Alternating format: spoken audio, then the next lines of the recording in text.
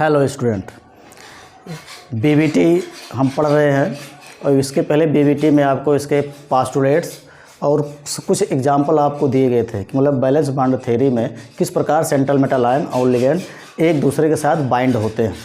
तो इसके पहले तीन एग्जाम्पल आपको दे दिए गए थे, दो पोटेशियम फेरोसाइनाइड का और एक आपका दिया गया था क्रोमियम का क्लोराइड के साथ कॉम्प्लेक्स का।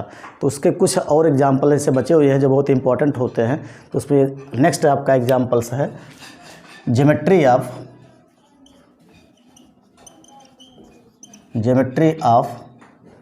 NiCN फोर स्क्वायर ब्रैकेट 2 इस कॉम्प्लेक्स की ज्योमेट्री हमको पढ़नी है। तो इस कॉम्प्लेक्स हमको क्या है, Ni क्या है, सेंट्रल एटम है, कितना होता है 28। सेम कंडीशन जैसे इसके पहले आपको बताया गया था उसी तरह आपको पढ़ना है। तो यहाँ पर Ni 28 होता है, इसका भी क्या करेंगे 3D 4s और 4p ये ऑर्बिटल हम बना लेते हैं। इसमें भी इनर डी में कितने डी 5 कक्षक होते हैं, 5d ऑर्बिटल्स। s में 1 कक्षक होता है और p में 3 कक्षक होते हैं। अब इस कंडीशन पे Ni का ग्राउंड टर्म करते हो तो Ni का जो इलेक्ट्रॉनिक कॉन्फ़िगरेशन होता है 3d8 4s2 होता है ग्राउंड टर्म। तो इसमें d में 8 इलेक्ट्रॉन है तो d में हम 8 भर देते हैं, 1 2 3 4 5 6 7 8। अब 2 इसके पास अनपेड बचा हुआ है। अब क्या होता है 2 यहाँ भी है, यस में भी 2 लिखा गया। अब p इसका खाली रहेगा, हम लिख देंगे ग्राउंड स्टेट। फिर उस कंडीशन में क्या है कि Ni इस कॉम्प्लेक्स में किस ऑक्सीकरण अवस्था पे है। तो इसमें अगर हम निकालेंगे तो +2 ऑक्सीडेशन स्टेट पे आएगा। ऑक्सीडेशन स्टेट निकालने को आपको बताया गया था 2 2 2 1 और 1। यस वाला भी खाली हो गया क्योंकि डी ब्लॉक तत्वों की प्रॉपर्टी होती है, पहले यस इलेक्ट्रॉन का त्याग करता है, उसके बाद फिर आपका डी इलेक्ट्रॉन का त्याग करते हैं। इसमें तो आपका +2 ऑक्सीडेशन स्टेट है, इसलिए यहाँ पर Ni कितना हो जाएगा 2 प्लस और यहाँ हो जाएगा 26। 28 के स्थान पर कितना हो जाएगा 26। अब यहाँ पर देखिए इसके पास 4 अवेलेबल कक्षक तो खाली हो गए, लेकिन Cn क्या है आपका स्ट्रांग फील्ड लिगेंड होता है। इसके पहले भी आपको बताया गया था जब स्ट्रांग फील्ड लिगेंड होते हैं तो क्या करता है, इसका इनर डी में इलेक्ट्रॉन का पेयरिंग होता है, ना कि आउटर डी में। तो इस कंडीशन के अनुसार जब हम पढ़े थे स्पेक्ट्रोकेमिकल सीरीज, तो स्पेक्ट्रोकेमिकल सीरीज में बताया गया था कि कौन स्ट्रांग फील्ड लिगेंड है, कौन वीक फील्ड लिगेंड है। तो स्ट्रांग फील्ड लिगेंड क्या करता है, इस इलेक्ट्रॉन को इसी अपने ही कक्षक में पेयर कर देता है और Cn यहाँ पर क्या है स्ट्रांग फील्ड लिगेंड। तो यहाँ पर तीसरा स्टेप आपका बन जाएगा। इसके पहले वाले भी एग्जाम्पल हमने बताया था, जब स्ट्रांग फील्ड लिगेंड होता है तो इनर डी में इलेक्ट्रॉन का पेयरिंग होता है।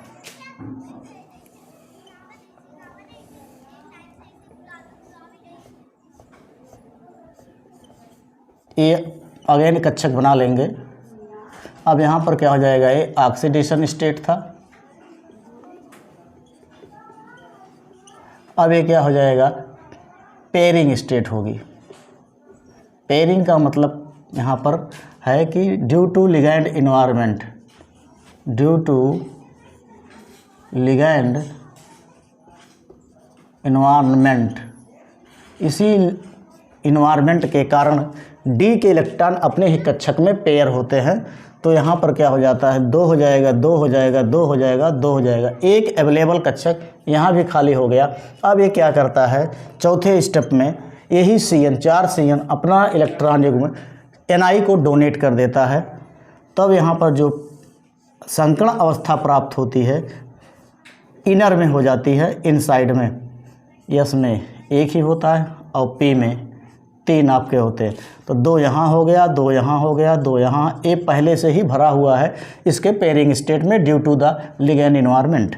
अब यहाँ पर क्या लगाएंगे 1 Cn इधर, 1 Cn इधर, 1 Cn इधर, 1 Cn इधर हो गया। अब 4 यहाँ दिया गया कोऑर्डिनेशन नंबर, देखिए 1 2 3 4, 4 कोऑर्डिनेट कर रहा है। तो 2 इलेक्ट्रॉन इसमें, 2 इसमें, 2 इसमें, 2 इसमें। अब इसको डॉटेड लाइन से आप पूरा घेर दीजिए। तो कौन सा कक्षक इन्वॉल्व हो रहा है यहाँ पर, इनर डी का तो हो गया पहले डी, फिर यस और फिर पी के 2। तो संकरण कौन सा हो गया? DsP2 hybridisation. कितने अनपेड इलेक्ट्रॉन इसके डी कक्षक में है? कोई नहीं है, तो लिखिए विद नो अनपेयर्ड इलेक्ट्रॉन। तो इसमें क्या होगा? कोई अयुग्मित इलेक्ट्रॉन नहीं है, इसलिए ये पूरा कॉम्प्लेक्स कैसा है? डायामैग्नेटिक। बैलेंस बॉन्ड थ्योरी केवल यही बताता है कि कौन पैरामैग्नेटिक है, कौन डायामैग्नेटिक है, लेकिन यह इसके चुंबकीय आघूर्ण के गणना करने में सक्षम नहीं है। यहाँ पर बैलेंस बॉन्ड थ्योरी लागू नहीं होती, केवल ये बताता है कि हाँ अयुग्मित इलेक्ट्रॉन हैं कि नहीं है तो पैरामैग्नेटिक, अगर नहीं है तो डायामैग्नेटिक। और जब आपका संकरण होता है DsP2, हिब्रिडाइजेशन होता है DsP2, तब आपका शेप कैसा होता है? शेप आपकी ज्योमेट्री जो होती है स्क्वायर प्लेनार, क्योंकि इसी Cn में जब Cn = 4 होता है तो आपको बताया गया था कि 2 ज्योमेट्री बनती, एक तो स्क्वायर प्लेनार और दूसरा बनता है आपका टेट्राहेड्रल। अभी नेक्स्ट एग्जाम्पल में हम पढ़ेंगे कि टेट्राहेड्रल कैसे होगा। तो ये देखिए Cn = 4, तो आपका एक स्क्वायर प्लेनार बनता है, एक आपका टेट्राहेड्रल। लेकिन जब आपका DsP2 हिब्रिडाइजेशन होता है तब आपका स्क्वायर स्ट्रक्चर क्या हो जाता है? Square planar. तो इस कंडीशन में देखिए इसका स्ट्रक्चर इस प्रकार बन जाएगा, ऐसे आप लोग कर लीजिएगा। यहाँ लिख लीजिएगा Ni, यहाँ पर आपका ऐसे कोऑर्डिनेशन सेंटर बन जाएगा, सब Ni को डोनेट करेंगे। यहाँ लिखा रहेगा Cn और स्क्वायर ब्रैकेट यहाँ लिख देंगे 2 - ये इसकी स्ट्रक्चर हो गया। नीचे लिख देंगे square planar geometry of NiCN4 square bracket 2 complex का है, कॉम्प्लेक्स आयन का। ये इसकी ज्योमेट्री हो गई। ये इसका पूरा एग्जांपल आप लोग नोट कर लीजिए। तो नेक्स्ट है आपका, इसी के सापेक्ष हमको एक और देना, इसलिए पूरा नहीं मिटा रहे हैं, केवल इतने तक मिटा रहे हैं। इसी के सापेक्ष हमको क्या देना है? NiCl4। जहाँ पर हमने NiCl लिखा था, अब हमको क्या करना है? यहाँ पर NiCl4 कर देना है। Cl ले लेंगे केवल, अब इसी का 4 है, या Ni ऐसे करके भी लिख सकते थे Cl4 केवल, तब भी सही। अब इस कॉम्प्लेक्स हमको क्या देखना है? सेम सेंट्रल एटम है तो सेम इसका इलेक्ट्रॉनिक कॉन्फ़िगरेशन होगा। तो इस कंडीशन में हमको क्या मिल रहा है? Same type of electronic configuration, चाहे वह NiCN4 स्क्वायर ब्रैकेट 2 में हो और चाहे आपका NiCl4 स्क्वायर ब्रैकेट 2 में हो। तो इन दोनों कंडीशन में निकल का same type of electronic configuration पाया जाएगा, इसमें कोई अंतर नहीं होगा। अब इस केवल हमको कंसीडर क्या करना है कि लिगैंड इन्वायरमेंट कैसा है। इसके पहले आपका जो दिया गया था, इस एग्जाम्पल में भी आप पढ़े थे, NiCN4 2 स्क्वायर ब्रैकेट 2 में same type of electronic configuration, same type of electronic configuration, दो के दोनों सेम देता है। लेकिन यहाँ पर लिगैंड इन्वायरमेंट क्या था? Cn था, और यहाँ पर क्या आ गया? अब Cl आ गया। अब दोनों में अंतर है। Cn क्या है? स्ट्रांग फील्ड लिगैंड है, और Cl क्या है? वीक फील्ड लिगैंड है। और उसके पहले आप स्पेक्ट्रोकेमिकल सिस्टम में बताया गया था कि जो वीक फील्ड लिगैंड होते हैं उनकी ये टेंडेंसी नहीं होती कि इलेक्ट्रॉन को जो डी के इलेक्ट्रॉन होते हैं, अर्थात दूसरे शब्दों में कह सकते हैं जो सेंट्रल एटम का इलेक्ट्रॉन है उसके डी कक्षक का, उसको पेयरिंग नहीं कर पाता, मतलब उसका युग्मन नहीं कर पाता। तो इसलिए क्या करेगा? केवल आपका बताया गया था जब स्ट्रांग फील्ड लिगैंड आएगा तो 4 अवस्था बनती है संकरण में, और जब वीक फील्ड लिगैंड आता है तो केवल 3 अवस्थाएं बनती हैं। तो पहला आपका तो कंसीडर हो गया, लिखा ही गया था। दोनों में केस में Ni के +2 ऑक्सीडेशन स्टेट में है, चाहे वह NiCl4 2 और चाहे आपका NiCN4 2 में। अब यहाँ पर NiCl4 दिया गया और Cl कैसा है? वीक फील्ड लिगैंड है, तो same type of electronic configuration. Ni2 में भी देखिए सेम कंडीशन हो जाएगा, ऑक्सीडेशन स्टेट पर। अब तीसरी अवस्था यहाँ पर क्या आ जाती है? यही हमको आपको चेंज करना है। अभी इसके पहले वाले कॉम्प्लेक्स में डायामैग्नेटिक पड़े थे, लेकिन यह कॉम्प्लेक्स कैसा हो जाता है? पैरामैग्नेटिक हो जाता है। उसका रीजन कौन है? ये Cl है। Cl के कारण ही ये आपका पैरामैग्नेटिक हो जाता है। अब देखिए पेयरिंग क्या हो, जैसे है ऐसे हमको इसमें रख देना है, इससे हमसे कोई मतलब नहीं होता है कि इसमें 2 अनपेयर्ड है कि 4 है। ये लिगैंड इन्वायरमेंट ही ऐसा है, वीक लिगैंड इन्वायरमेंट होता है। अब ये इलेक्ट्रॉन यहाँ भर जाएगा। अब इसी को हमको क्या लिखेंगे, यहाँ Cl, यहाँ क्या लिखेंगे Cl, यहाँ क्या लिखेंगे Cl, यहाँ क्या लिखेंगे Cl। अब इसी को डॉटेड लाइन से घेर दीजिए। अब देखिए दोनों में अंतर आ गया। इस ज्योमेट्री का भी नाम दिया गया था स्क्वायर प्लेनार। अब ये ज्योमेट्री क्या हो जाएगी, देखिए कौन सा अंकन हो गया, यस कक्षक इन्वॉल्व हुआ 1 और पी कक्षक इन्वॉल्व हुआ 3, तो क्या हो गया sp3 हिब्रिडाइजेशन, sp3 हिब्रिडाइजेशन हो गया। और कितने अनपेयर्ड है इसके डी में, 2, तो यहाँ लिख देंगे विद 2 अनपेयर्ड इलेक्ट्रॉन। और जब इस चाहे 1 अनपेयर्ड हो, चाहे 2 हो, चाहे 3 हो, चाहे 4 हो, चाहे 5 हो, क्योंकि डी कक्षक 5 ही कक्षक होते हैं, तो 5 से ज़्यादा आयुग्मित इलेक्ट्रॉन नहीं रह सकते। इसलिए 1 से 5 तक कोई भी अगर आयुग्मित इलेक्ट्रॉन होता है तो कैसा होता है, पैरामैग्नेटिक। मतलब ये सब्सटेंस जो है चुंबक के प्रति आकर्षित होते हैं। अब पैरामैग्नेटिक हो गया, तो अब जब संकर्ण sp3 हो गया, कोऑर्डिनेशन नंबर 4 ही है। अभी इसके पहले वाले एग्जाम्पल में बताया गया था, जब Cn बराबर 4 होता है तो 2 ज्योमेट्री बनती है, एक स्क्वायर प्लेनार। अब यहाँ पर फिर आ गया, एक बचा हुआ कौन बचेगा, टेट्राहेड्रल। तो जो एनाइक इस कंडीशन में है वो टेट्राहेड्रली अरेंजमेंट हो जाएगा इसका, इस प्रकार इसका शेप बनेगा। अब यहाँ लिखेंगे Cl, यहाँ लिखेंगे Cl, यहाँ लिखेंगे Cl, यहाँ लिखेंगे Cl। अब इसको डॉटेड लाइन से ऐसे ड्रॉ कर दीजिए, मिला दीजिए।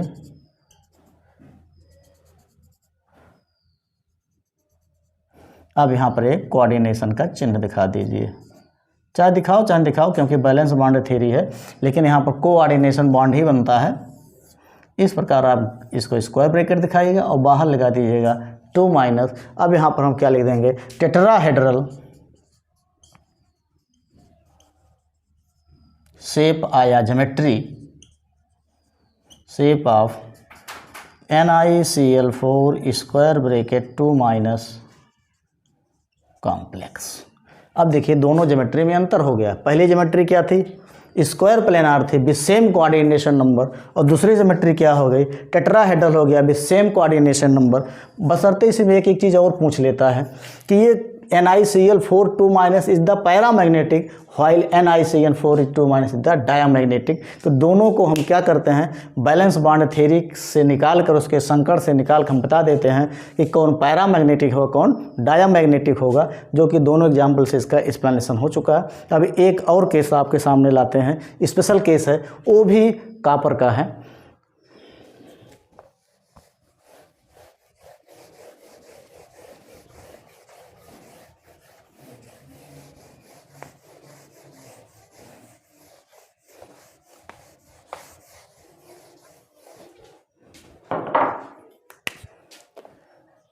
Cu NH3 का 4 स्क्वायर ब्रैकेट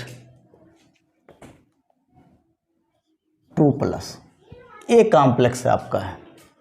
अब ये कॉम्प्लेक्स संकरण कौन देगा, ये थोड़ा एक्सेप्शनल कॉम्प्लेक्स है। तो इस कॉम्प्लेक्स का जो भी एक्सेप्शनल है, अभी इसका एक्सप्लेनेशन में हम बताते चलेंगे आगे। तो इसको देखिएगा, जैसे इससे पहले 5 आपके एग्जाम्पल्स यहाँ पर एक्सप्लेन कर दिया गया है, उसी प्रकार आपके 2 इस लेक्चर में, इसके पहले वाले लेक्चर में 2 3 किया गया था, 2 इसमें 3 2 5, और 6ठा नंबर आपका एक्सप्लेनेशन पर है। तो इस कॉम्प्लेक्स में Cu क्या है, सेंट्रल एटम है, और Cu का जो आपका इलेक्ट्रॉनिक कॉन्फ़िगरेशन लास्ट होता है 3d10 और 4s1 होता है, ये लास्ट इलेक्ट्रॉनिक कॉन्फ़िगरेशन। तो इस कंडीशन में हम यहाँ पर इसका क्या बनाएंगे, कक्षक 3d, फिर क्या बनाएंगे 4s, और फिर क्या बनाएंगे 4p, बना के देख लेते हैं। अब देखिए D में जैसे इसमें इलेक्ट्रॉन पहले वाले में भरा गया था, सेम उसी कंडीशन पर हम इसमें इलेक्ट्रॉन भी भर सकते हैं। यहाँ हो गया 2 2 2 1 2 2 1, क्योंकि यहाँ लिखा है 3d10 और 4s1। तो यहाँ D में 10 इलेक्ट्रॉन है, यस में कितने हो गए, 1 इलेक्ट्रॉन। ये इसका हो गया ग्राउंड स्टेट। फिर दूसरा कंडीशन देखते हैं, किस ऑक्सीकरण अवस्था में है। तो अभी इसके पहले आपको ऑक्सीडेशन में ही बताया गया था, जब कोई स्पीशीज दिया हो और उस स्पीशीज के ऊपर जितना भी चार्ज हो वही उसकी ऑक्सीकरण संख्या होती, चाहे वो पॉजिटिव हो चाहे नेगेटिव। तो ये क्योंकि यहाँ पर NH3 क्या है, न्यूट्रल मॉलिक्यूल है, और न्यूट्रल मॉलिक्यूल ऐसे मॉलिक्यूल होते हैं जिनकी ये क्षमता नहीं होती है कि डी के इलेक्ट्रॉन को उसी कक्षक में पेयर कर सके। तो इस कंडीशन में क्या हो जाता है, जो केस आपका अप्लाई हो जाएगा। अब यहाँ पर आ जाएगा Cu2+, यहाँ आपका होता है 29, यहाँ हो जाएगा 27। अब इस कंडीशन पे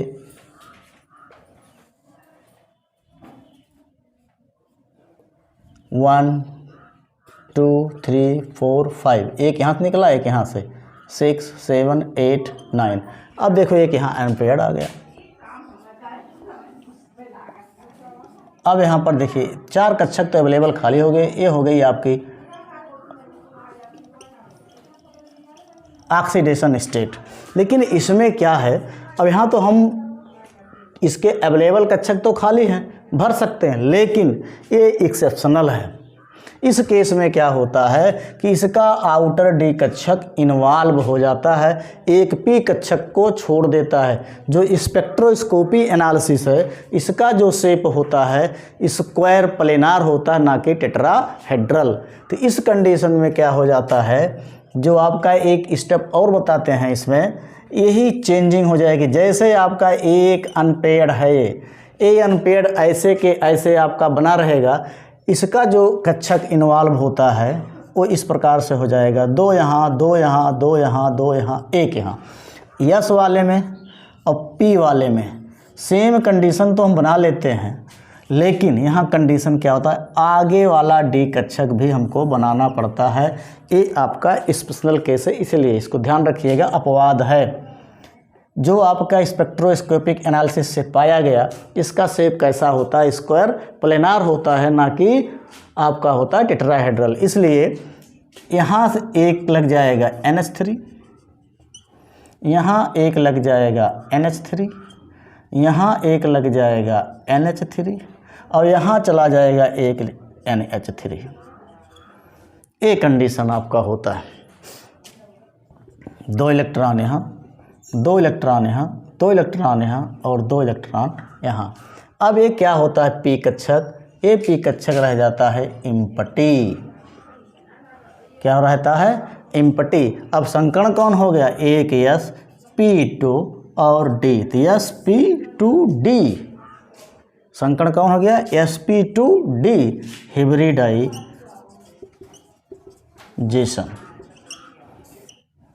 एक तो इस प्रकार इसको हम समझ सकते हैं, ये संकरण तो ही आएगा क्योंकि ज्योमेट्री आपका स्क्वायर प्लेनार होती है। और क्या कंडीशन हम कर सकते हैं, जैसे देखिए डी में इसके 1 इलेक्ट्रॉन है, किसी केस में इसको हम थोड़ा इस रूप में दिखा देते हैं, ऐसे इसको कर लीजिएगा, ये भी आपका सही है। 2 2 2 2, इसको कर दीजिए एम्प्टी। यस में एक ही कक्षक होता है, पी में आपके 3 कक्षक होते हैं। अब इसका अगला डी वाला भी आउटर बना लीजिएगा। अब इसका कक्षक खाली हुआ, जो इसका अनपेयर्ड इलेक्ट्रॉन इसके डी में भगा दो।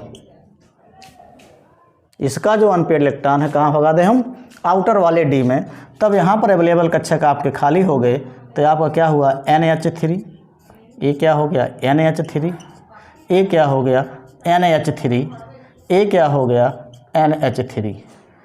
अब देखिए यहाँ पर 2 इलेक्ट्रॉन यहाँ, 2 इलेक्ट्रॉन यहाँ, 2 इलेक्ट्रॉन यहाँ, 2 इलेक्ट्रॉन यहाँ। अब कौन संकरण हो गया, DsP2। चाहे आपका DsP2 बने और चाहे आपका sp2d बने, दोनों केसों में आपका जो ज्योमेट्री होती है स्क्वायर प्लेनार। इस कंडीशन में भी देखिए एक अनपेयर्ड इलेक्ट्रॉन है। अगर ये कंडीशन देखेंगे तो इसके भी डी में, ये आउटर डी है, कौन डी है, आउटर डी। तो इसके आउटर डी में भी एक अनपेयर्ड इलेक्ट्रॉन है, और इसके अगर एक केस अप्लाई करते तो इसके इनर डी में भी एक इलेक्ट्रॉन होता है। इसलिए जो एक कॉम्प्लेक्स आपका कैसा है, स्क्वायर प्लेनार है और कैसा नेचर है इसका, पैरा मैग्नेटिक। ये पैरामैग्नेटिक होता है और ज्योमेट्री कैसी होती है, स्क्वायर प्लेनार। और स्क्वायर प्लेनार आपके भी फिगर बताया गया था, जैसे NiCN4 का बनाए थे वैसे इसका बना लीजिएगा CuNH3 का 4 2+ का।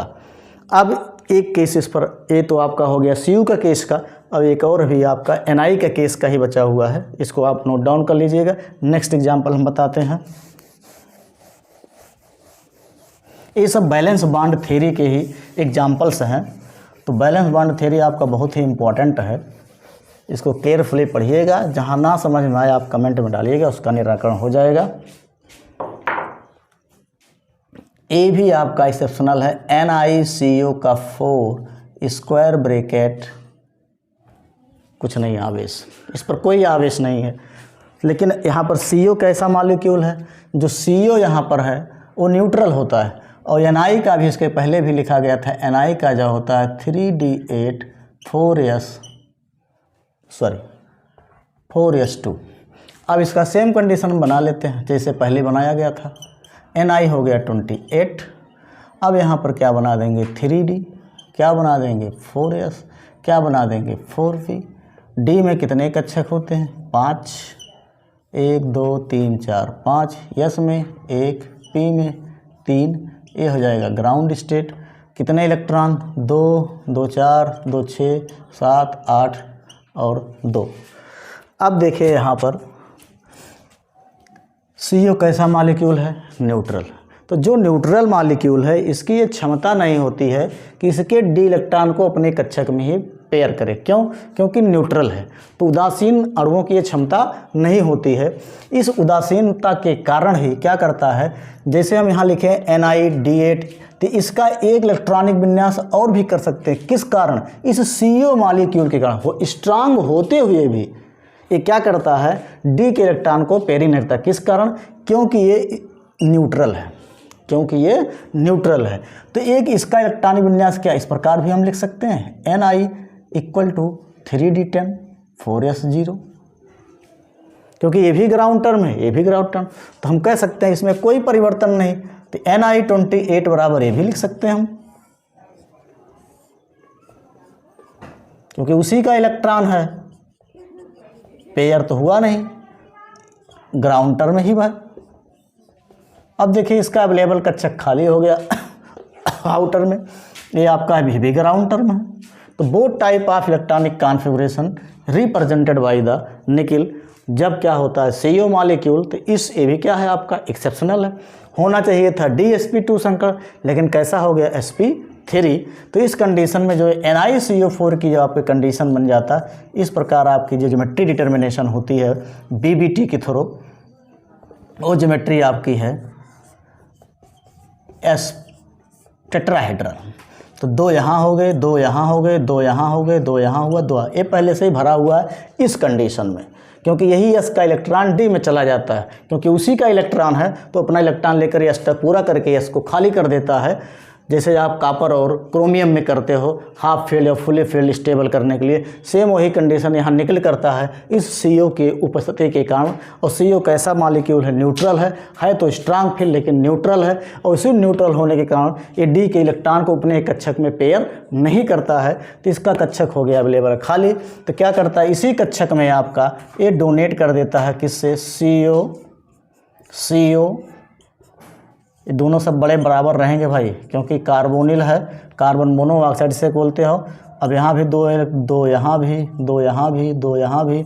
अब संकरण कौन हो गया, sp3 hybridisation with no unpaired electron.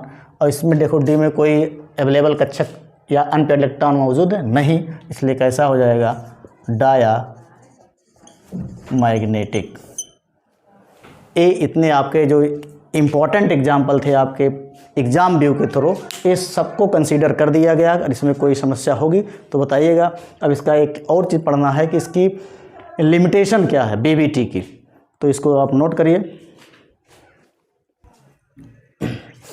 अब इसका हम लिमिटेशन जानेंगे बैलेंस बॉन्ड थ्योरी का। तो बैलेंस बॉन्ड थ्योरी की देखिए लिमिटेशन कुछ हमने यहाँ पर लिख दिया है। तो इस लिमिटेशन का सबसे पहला नंबर क्या है, it is unable to explain लेवाइल and inert complex. लेवाइल complex क्या होते हैं, ऐसे कॉम्प्लेक्स हों जिसमें कोई ऐसा ग्रुप जोड़ा जाए जो दूसरे उस कॉम्प्लेक्स में किसी एक ग्रुप को क्या करे, हटा सके, उसका स्थान ले सके। दूसरे शब्दों में कह सकते हैं सब्स्टिट्यूशन रिएक्शन आप लोग पढ़े होंगे। तो सब ये जैसे सब्स्टिट्यूशन रिएक्शन होता है सेम टाइप उसे कहते हैं लेवाइल। तो जैसे सब्स्टिट्यूशन रिएक्शन में कहते हैं कि एक ग्रुप आया और दूसरे ग्रुप को हटाकर उसका स्थान ले लेता है। इसी प्रकार लेवाइल कॉम्प्लेक्स में क्या होता है, कोई ऐसा आपका लिगैंड आएगा जो दूसरे लिगैंड को हटाकर उसका स्थान ग्रहण कर लेता है। इस प्रकार के कॉम्प्लेक्सों को क्या नाम देते हैं, लेवाइल। और इनर्ट कॉम्प्लेक्स क्या होता है, इनर्ट कॉम्प्लेक्स में जो आपका लिगैंड्स होता है उसका सब्स्टिट्यूशन या प्रतिस्थापन नहीं होता है, तो उसे क्या नाम देते हैं, इनर्ट कॉम्प्लेक्स। तो ये जो आपका बैलेंस बॉन्ड थ्योरी है, तो लेवाइल कॉम्प्लेक्स और इनर्ट कॉम्प्लेक्स के एक्सप्लेनेशन को नहीं कर पाता है। Second number, it is unable to determine the magnetic moment with change of temperature. Paramagnetic diamagnetic तो प्रॉपर्टी इन्होंने बताया कि अगर अनपेड इलेक्ट्रॉन पाया जाएगा तो पैरामैग्नेटिक, अगर अनपेड इलेक्ट्रॉन नहीं रहेगा तो डायामैग्नेटिक। लेकिन ये क्या करता है, अगर इसका मैग्नेटिक मोमेंट निकालना, अगर टेम्परेचर वेरी कर रहा है तो यहाँ पर बीवीटी अनेबल हो जाता है, मतलब उसका एक्सप्लेनेशन नहीं कर पाता है। मैग्नेटिक मोमेंट क्या होता है, इसे कहते हैं चुंबकीय आघूर्ण। तो इसी अनपेड इलेक्ट्रॉन का चुंबकीय आघूर्ण निकाला जाता है। तो ये चुंबकीय आघूर्ण डिटरमाइन करता है कि मैं सब्सटेंस जो है पैरामैग्नेटिक है कि डायामैग्नेटिक, उसी का एक्सप्लेनेशन करने में बीबीटी सक्षम नहीं है। It does not explain colour of the complex. तो ये जो आपका बीबीटी है दिए गए कॉम्प्लेक्स का कलर डिटर्मिनेशन करने में सक्षम नहीं होता है। और चौथा नंबर है, it is unable to differentiate weak and strong field ligand. और ये बीबीटी भी जो वीक फील्ड लिगैंड और स्ट्रांग फील्ड लिगैंड होते हैं उनका भी डिफ्रेंशिएशन नहीं कर पाता है। इसलिए ये भी थ्योरी क्या होता है, इसके लिए फेल हो जाती है। तो it is unable to explain inner and outer complex formation. कब कॉम्प्लेक्स इनर होगा, कब कॉम्प्लेक्स आउटर होगा, इसका भी एक्सप्लेनेशन ये बीबीटी नहीं कर पाता है। तो इसके लिए अलग एक थ्योरी आती है, उसे कहते हैं क्रिस्टल फील्ड थ्योरी, जो कि हम उसको नेक्स्ट वीडियो में